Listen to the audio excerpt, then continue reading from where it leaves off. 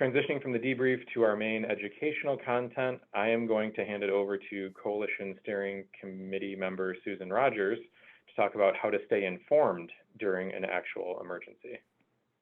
I'm going to talk about our how to stay updated and know what to do and figure out what's going on during an actual fire, since we just had one. The education resources page has been renamed to Learn What to Do, Education Resources. And so you'll always see that over here in the left-hand side, Learn What to Do, Education Resources.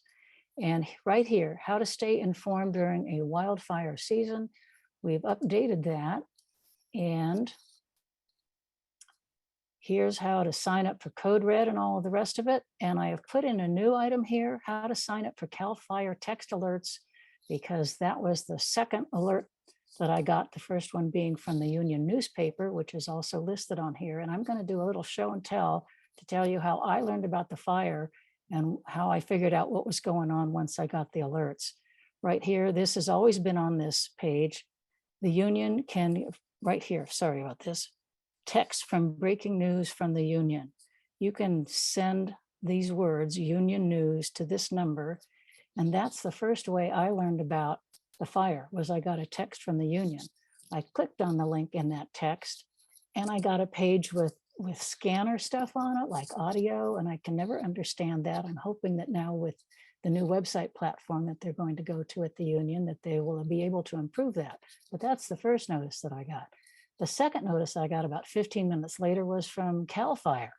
And so this is new on this document. So even if you already have this document, and all of you FireWise representatives out there in your communities, you should be making sure that you send out to your email list that we've updated this, is you can go to CAL FIRE, and if I click on that right here, get text messages on wildfire incidents near you, then you click on that. And right here in this box, sign up for text messages. You put your cell phone number in here, you put your zip code in here, and you click sign up. And that was the second notice that I got about the fire. I've already signed up my husband just by putting all this in the box for him. I'm going to sign up my mother and my sister who live next door, and then I'm going to tell them that I signed them up.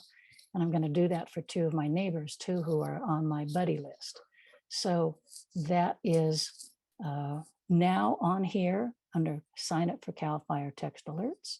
But let me show you what I did when I learned about the fire first from a text from the Union. I clicked on that, it didn't help me much.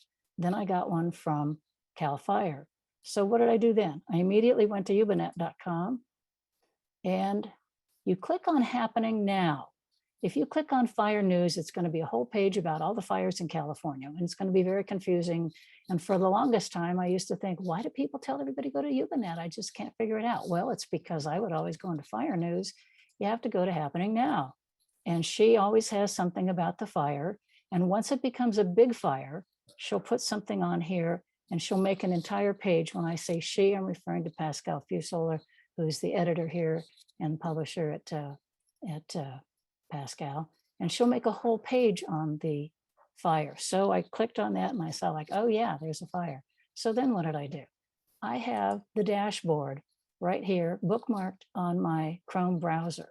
So it says fire. On a Chrome browser, you can choose a certain number of bookmarks to show in your browser. The fourth one down here is the dashboard. So I went to the dashboard. This was all within 10, 15 minutes of my getting my text from the Union and then getting the text from CAL FIRE. So I went to the dashboard and I was like, oh, okay, I have to accept the cookies here. And I zoomed in. And at that point, right now, all the evacuation zones are gone. But at the time, I was able to see where the evacuation zones were. And in fact, here's the ones up here that are cleared. And so that's how I was able to tell where it was. And then what I always do next is I go right here to current weather. And I saw which way the wind was blowing. I live in downtown Grass Valley, not downtown, but I live in Brunswick within the Grass Valley city limits. And so I could see that the wind was blowing in this direction. I think the little arrows kind of show on your screen there. And so I was immediately able to tell that the wind was blowing away from me. So that means I didn't have to panic, didn't have to go rushing in my car. I didn't have to be one of the 12 people who texted Virginia Gompertz, the secretary of the coalition here, to say, should we be evacuating? Virginia lives in Lake Wildwood.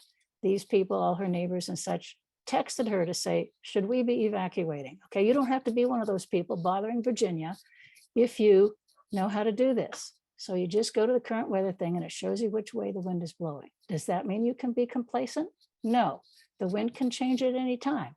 And so you have to keep an eye on it, but this will give you an idea of how, like, you don't have to panic right at the moment, and you can inform your friends and neighbors that there is a fire. So I made some phone calls and I kept my eye on it over the next few days, but I was able to tell exactly where it was. And then I kept going back over here to the dashboard itself, and it was telling me once this little thing will disappear, and then you see this, how much is it contained, et cetera, and so on.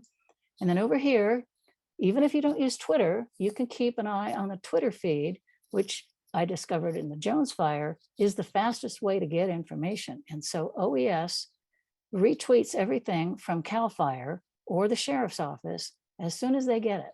And so you can sort of get a Twitter feed without even getting Twitter by coming to the dashboard here and looking at this. And then this is another way you can keep your eye on it and go back or forth. But basically the top one will always be the most recent. And so that's my little show and tell of how I stayed informed on the Firewise community, or rather on the Rice's fire. And again, right here under best of the best, you get how to stay informed during wildfire seasons, during an actual wildfire, pardon me. Print this out, put it on your refrigerator, tell all your friends about it, and all you Firewise community representatives need to make sure that this new one gets pushed out to all your email list. So that's it, Scott. Thank you, and back to you.